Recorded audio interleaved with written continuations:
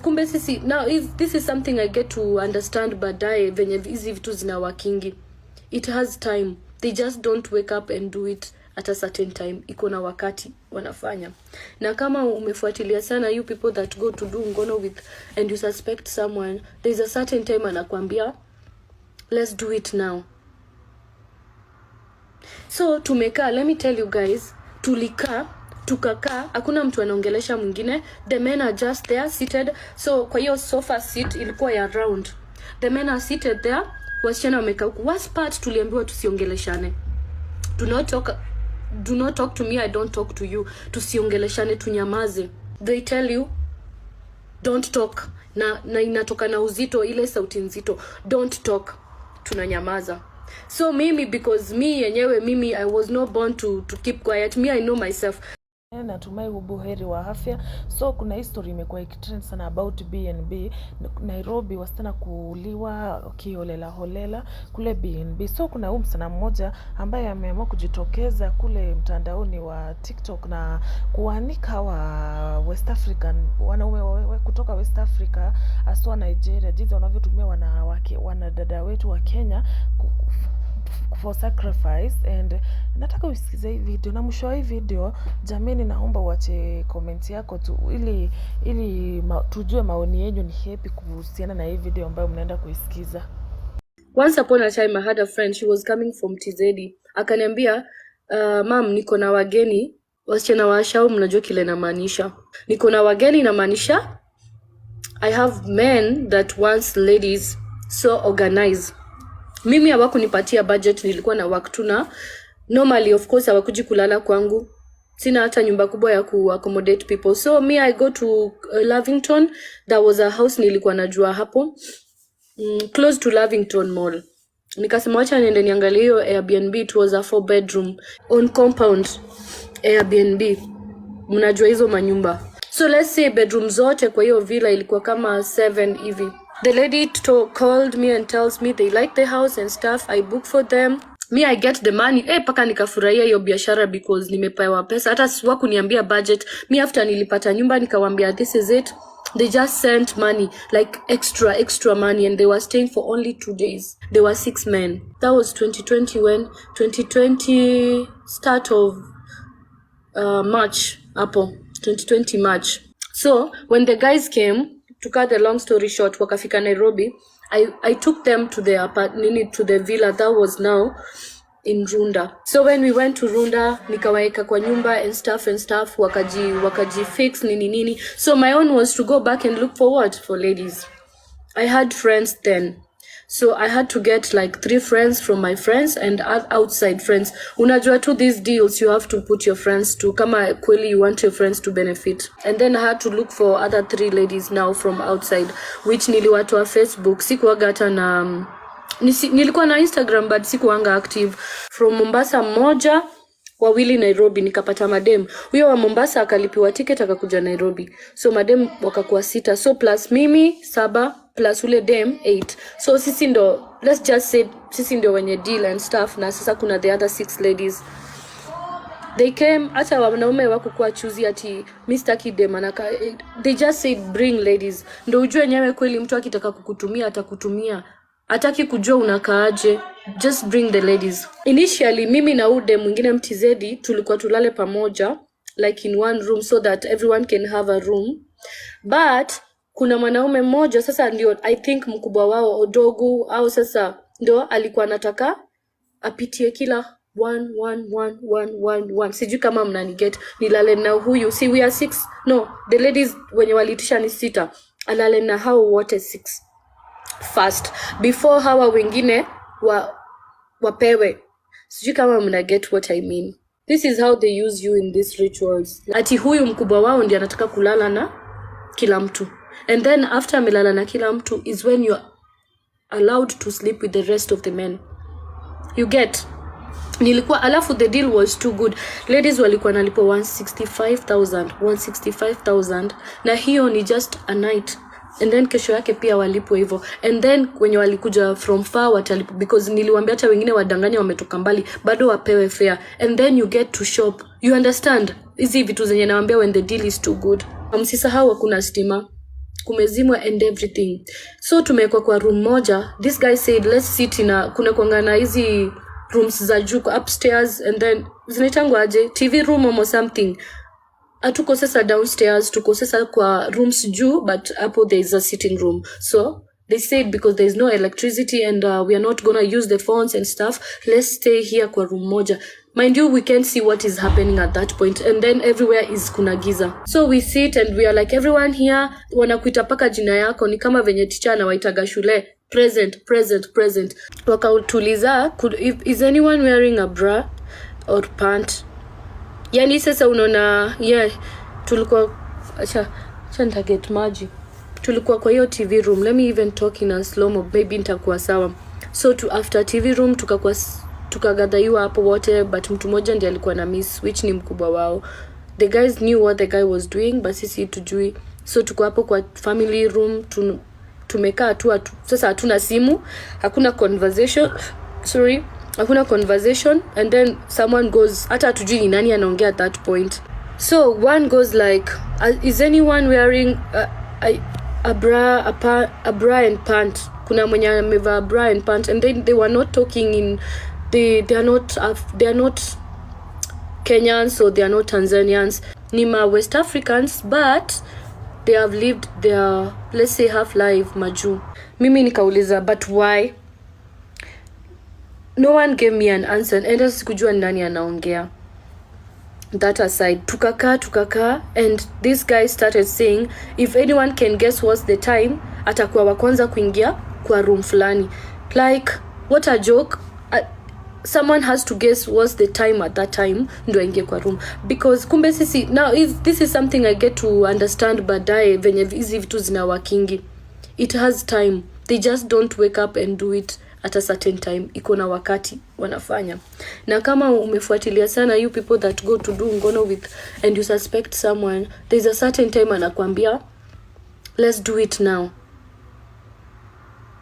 So tumekaa, let me tell you guys, tukakaa, hakuna mtu anaongelesha mwingine. The men are just there seated. So kwa hiyo sofa seat ilikuwa ya round. The men are seated there, wasichana wamekaa huku. Worst part, tuliambiwa tusiongeleshane. Do not talk to me, I don't talk to you. Tusiongeleshane, tunyamaze. They tell you don't talk, na inatoka na uzito, ile sauti nzito, don't talk, tunanyamaza. So because mimi I was not born to keep quiet. I know myself. So nikasimama, ikaka like 2 hours imepita, and I was like, I'm even telling this Tanzanian girl, hakuwa anajua kizungu vizuri, she's late now. Hakuwa anajua kizungu vizuri, so it was a struggle. Naongea na yeye, namwambia, mom, deal ni nini hapa, tunafanya nini hapa, si mimi nazaenda, si nilishaleta wasichana. Ushaikuwa na ile sasa instincts zako zinakwambia kitu mbaya is about to happen. Ananiambia, mama tulia, wacha tupate pesa, wewe unajua nimetoka mbali, unajua lazima hii pesa nirudi nayo na watoto hivyo. Anaanza kuniambia, sasa mimi niko zile za I don't have a problem, but sasa tumenyamaziana hapa. The men, wanaume wamekaa in a certain position, very very weird, na they are not talking to anyone. So that was number 1 red sign. The other ladies, wao wamesikia deal is good, wamekaa tu. Me and one part of the 3 friends I had, moja akasimama, I won't mention her name, akasimama akasema anataka kwenda washroom, akaambiwa asiende washroom. Now that's when I saw hapa kuna kitu mbaya is about to happen. I go and I ask this guy, nimetoka kwa penye nimekaa, and I walk towards na kuna giza, sasa unaenda ukitap uone ni wapi. Nikaenda nikaguza mtu mmoja, and no one, wacha niwaambie, hakuna hata mmoja aliongea. Nilikuwa nawaongelesha, hakuna mmoja ananiongelesha. They just told me stop. Na kierere yangu na huyo beshti yangu mmoja tukaambiana twende tutafute washroom, hata tutoke na huko nje tutafute mahali. So when we were on our way, sasa unajua hawa wanaume wanatuambia tu stop, hakuna kitu wanatuambia. Na mind you niko na katululu, but siwezi washa hiyo kanini, siwezi washa hata nione mwangaza, siwezi, because watajua niko na simu. I tell my friend tutoke hapa, jua wasiki Kiswahili, nikaongea tu, nika whisper, nikamwambia tutoke hapa twende huko downstairs, juu tulikuwa juu, twende downstairs kuangalia kitu. We walk downstairs, and now let me tell you guys, downstairs there was enough light, but ukiwa hata juu uwezi ona kama kuna mwangaza yoyote, na haikukuwa mwangaza ya stima, haikukuwa like light, haikukuwa light hiyo, ikukuwa hiyo light, ilikuwa light kama when umewasha makando mingi, a lot of candles. I go upstairs, nikarudi, tukasema hey guys, kujeni chini kuna stima. So huyo msichana Mtanzania, she was so slow in a way that alikuwa anataka kukaa hapo juu, ajisikii kukuja huku chini. The guys didn't come, they didn't understand Swahili, they didn't come downstairs, but they knew what was about to happen. Huyo rafiki yangu wa TZ, she didn't come downstairs. So nikaambia madem, hapana, kenye inafaa kufanya hapa, kila mtu tuchukue bagi yake, najua ni pesa mnataka, na unaona siku 2 hiyo ni pesa ngapi? 300. Na I know you want money, but hapa naona there's something very risky. Mimi nilikuwa nishaanza kuget hiyo, paka roho yangu ilikuwa inapumua haraka. Wakakataa, wanaume wote wakateremka chini. Tulikuwa tunaitwa juu, but wakakuja chini. Kumbuka I had 3 friends wenye mimi nimekuja na wao, na wengine nimetoa Facebook, siwajui. So ni wasichana tu walikuwa wanataka hizo connections. And I tell my 2 friends, kwa nini amget kenye inaendelea? Mimi naona kama kuna kitu weird inaendelea kwa hii nyumba.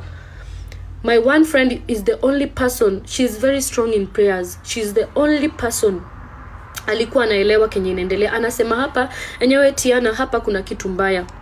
She used to live here in Ruaka too. For example, West Africans kuna nyungu wanatumianga kunini cassava, kupiga cassava, that kanyungu, that hiyo ndio ilikuja iko na nyama imechemshwa like they describe just know ni nyama imechemshwa, na iko na imewekwa carrots, carrots mzima, and there is also kuna vitu zingine ndani, matawi fulani greenish. It's now that I related later that ilikuwa herbal thing, ni kitu kama dawa hivi. So food is there, and you know what, ladies and gentlemen, ikaekwa kwa meza, ikatandizwa hapo, and people were eating, ladies were eating, and I felt like nikawashachukua nyota za hawa marafiki wengine, because my 2 friends, they are not that mumu. After food imeisha, ati kila mtu ameshikwa na usingizi, mwingine amelala kwa carpet, anasema anasikia usingizi. Nikajua hapa, this happened 2020 March April, hapa Runda, Mimosa Drive. Up to date, napitanga hiyo njia na hiyo nyumba, anasema okay, whoever lives in this house najua Kenya anapitia.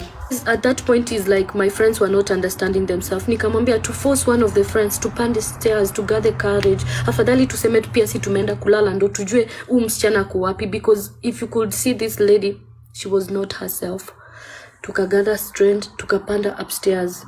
And mind you guys, stima hakuna, tukapanda stairs. Hapo ndo nilitoka tululu yangu, ndo nikawasha nitafute dem ako wapi. Tukaenda tukapata dem. Hiyo nyumba sasa kuna venye ukiingia there was main bedroom, hiyo kama master bedroom. She was not in the master bedroom, hiyo master ilikuwa imefungwa, and I don't know why up to date. So mimi nikawasha hiyo katululu, tunatafuta huyo dem. Long story short, me and that one friend ndo tunaweza elezea, hata sisi ndo tulielezea hii story vizuri kwa station, because the rest couldn't understand ni nini inaendelea. Walisema wao wajui, na hata wakukuwa kwa hiyo nyumba ni kama wamepoteza akili to some point. Hadi some wali reform, by the way, some are married, some are outside country, some hata wako kwa kanisa sahi. Asha is not easy for real. Wasichana tulikuwa 7 watoto, 8 ama 6, 7, 8. So tulikuwa wasichana wenye wamebaki, tulikuwa wasichana 6 sasa wenye wamebaki. Mmoja amekufa, mwingine tujui yako wapi. Up to date, yani in short, atujui yako wapi. And I never talk this story because nimepitia vitu mingi, and this is one of the story I never want to talk about, because it still triggers me up to date. Let me tell you, after kila mtu alikuja, everyone was gathered, familia, marafiki zangu wakakuja. In that villa, stima zilitokea from nowhere and no man was there. One dead, one missing, na sisi wengine tulikuwa. Hakukuwa na mtu mwingine. The men up to date, atujui penye walienda, up to date. Atujui where they disappeared to. No one knows. Hata unapelekwa station to write statement, unajiuliza what are you going to even write? What are you exactly going to say? Aya, simu zetu zilikuwa zimewekwa kwa safe. Hiyo safe ilifanywa kuvunjwa ndo tupate simu. And then what was left ni hizo manini za huyo dem zikatolewa hapo, zikapelekwa mochari. And the rest of us tukapelekwa station first. I didn't have a statement to write. Kenya ningeandika ni ile yenye niliandika ni ile yenye ilifanyika kwa nyumba, ile vitu mimi nilikuwa naona kwa nyumba. And that's how we lost 2 friends, but one hatujui alienda wapi. Maybe alipotea bila si kujua. Maybe walienda na yeye. Mtanzania alikufa. She died. I can't even sitaki hata niwaelezee aje, but it's not something to talk about. I can't even really say it. Maybe hata ndo walikula because me I didn't eat. I can't explain. Siwezi waelezea hiyo, siwezi. Nataka niseme aje, niwaelezea aje nilifika upstairs nikaona Kenya niliona. Nitasema aje? Funny enough these guys are out there because hakuna hata mmoja alishikwa. There was no one to hakukuwa hata trace ya anything. Hakukuwa na trace ya anything, so no one was caught in any way. So let me tell you, and mind you, hakuna mtu hata alilalwa, hakuna hata sex iliendelea, hakuna anything. Me, I don't know kama wali change what they wanted to do very quick, waka change to something else. I strongly feel like it was that way.